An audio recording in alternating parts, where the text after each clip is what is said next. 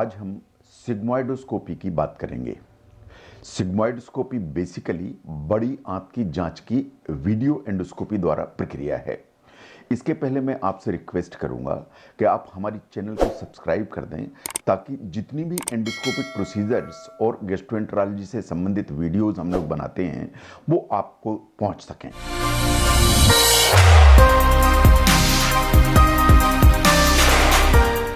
Sigmoidoscopy क्या होती है?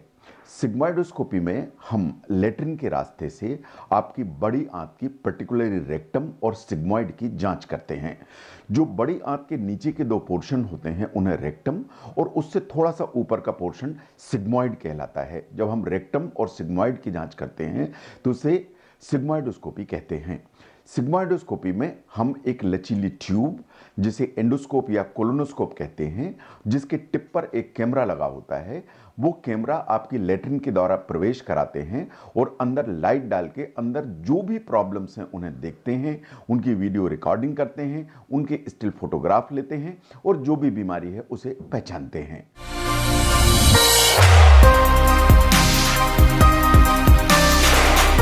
अब प्रश्न उठता है कि सिग्मोइडोस्कोपी की जरूरत क्यों होती है? वो कौन सी परेशानियां हैं जिसमें आपको सिग्मोइडोस्कोपी कराना चाहिए? नंबर एक, अगर आपको कुछ कब्जियत की शिकायत है जो कि अभी रिसेंटली चालू हुई है या कब्जियत की शिकायत लंबे समय से भी है तो भी सिग्मोइडोस्कोपी की जांच कराना चाहिए। अगर आपको लूज मोशन की प्रॉब्लम है और जो लूज मोशन है या पतली टट्टियां हैं उनमें अगर आपको सफ़ेद या पीली आंव दिखाई देती है या आपको ब्लड दिखाई देता है तो आपको सिग्मोइडोस्कोपी की जांच की जरूरत है। अगर आपको बार बार लेट्रिन में ब्लड आता है, चाहे वो ताज़ा खून हो, चाहे वो पुराना खून हो, काला हो, कत्थे रंग का हो, ऐंठन मरोड़े के साथ आता हो या ऐसे ही आता हो, तो भी आपको इसकी जांच कराने की जरूरत पड़ती है। अगर किसी आपकी दूसरी जांच हुई है, जैसे अल्ट्रासाउंड की जांच हुई है या सीटी स्कैन की जांच हुई है, उसमें अगर कोई भी इस तरह की प्रॉब्लम आ रही है जिससे ऐसा लगता है कि आपके रेक्टम या सिग्मोइड में किसी बड़ी बीमारी की संभावना है, जैसे किसी गांठ की संभावना है या कैंसर जैसी चीज़ों की संभावना है, तो इस जांच की ज़रूरत पड़ती है और ये जांच कराना चाहिए। तो अगर हम मुख्य तौर से देखें तो कब्जियत, लूज मोशन, ब्लीडिंग, कभी कभी बहुत दर्द होने पर भी या आपको पेट में बाईं तरफ दर्द हो रहा है, लेट्रिन के रास्ते में दर्द हो रहा है, तो उसके लिए भी सिग्मोइडोस्कोपी की जरूरत होती है।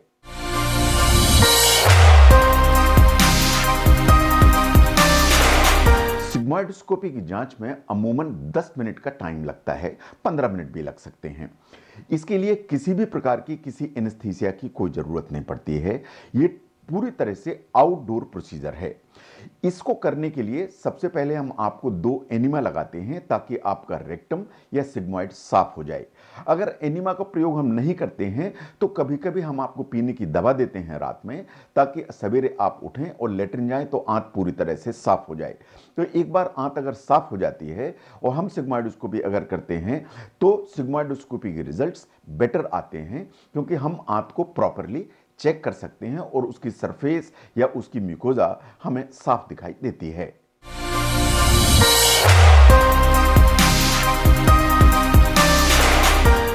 हम जब सिग्मोइडोस्कोपी करेंगे तो आपको कैसा महसूस होगा? एक तो हम जब ट्यूब पास करेंगे या कोलोनोस्कोप पास करेंगे तो आपको ऐसा महसूस होगा लेट्रिन के रास्ते में जैसे कोई जो है ना रबर की ट्यूब प्रवेश कर रही है। नंबर 1। नंबर 2, अंदर को देखने के लिए हमें थोड़ी सी हवा डालने की ज़रूरत पड़ती है ताकि अंदर की जो आंत है वो फूल जाए या फैल जाए। तो आपको ऐसा महसूस होगा जैसे आपके लेट्रिन के रास्ते से आपकी आंत में कुछ हवा भर दी गई है, जिससे कभी कभी हल्का सा ऐसा भी महसूस होता है कि जैसे लेट्रिन जाना पड़ेगा, लेकिन ऐसा कोई डर की बात नहीं है क्योंकि आपको एनिमा ऑलरेडी लगा हुआ है, तो आपकी बड़ी आंत में लेट्रिन होती ही नहीं है। वो एक हल्का सा तनाव या हल्का सा खिंचाव महसूस होता है, लेकिन इसमें दर्द का एहसास किसी तरह का कुछ भी नहीं है। जैसा मैंने पहले भी कहा, ये पूरी की पूरी जो प्रोसीजर है 10 से 15 मिनट का टाइम लेती है।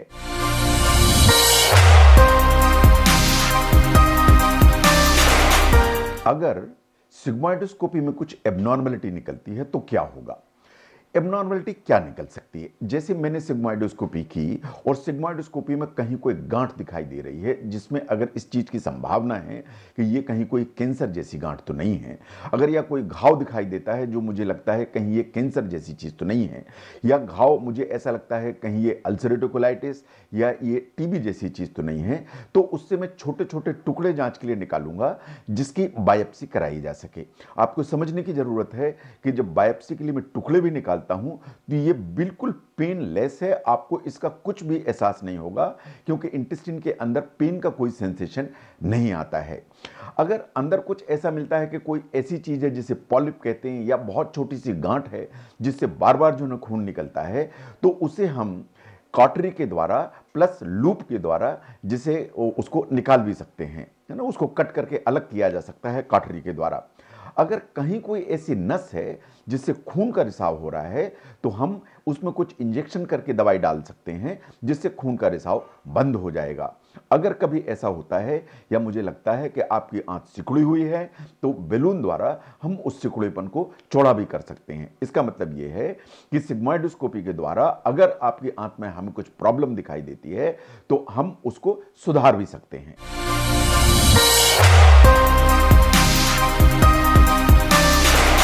सिग्मोइडोस्कोपी की जांच के बाद आपको कैसा महसूस होगा? थोड़ा सा तनाव जैसा महसूस हो सकता है क्योंकि मैंने थोड़ी सी हवा डाली हुई है, या हल्का सा खिंचाव महसूस हो सकता है जो 15 से 20 मिनट में अपने आप ही समाप्त हो जाएगा। जैसा मैंने कहा, ये पूरी पेनलेस प्रोसीजर है, इसमें किसी भी तरह का आपको दर्द का एहसास नहीं होगा। आधे घंटे के बाद आप कुछ भी खा सकते हैं, आधे घंटे के बाद आप अपने काम पर जा सकते हैं और आप अपना नियमित दिनचर्या व्यतीत कर सकते हैं, कोई परेशानी नहीं है। 15 मिनट के बाद, आधे घंटे के बाद आप गाड़ी चला के अपने काम पर या अपने घर पर जा सकते हैं।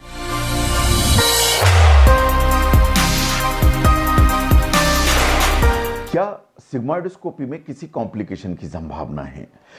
99.99% कोई संभावना नहीं है। सिग्मोइडोस्कोपी एकदम सुरक्षित विधि है।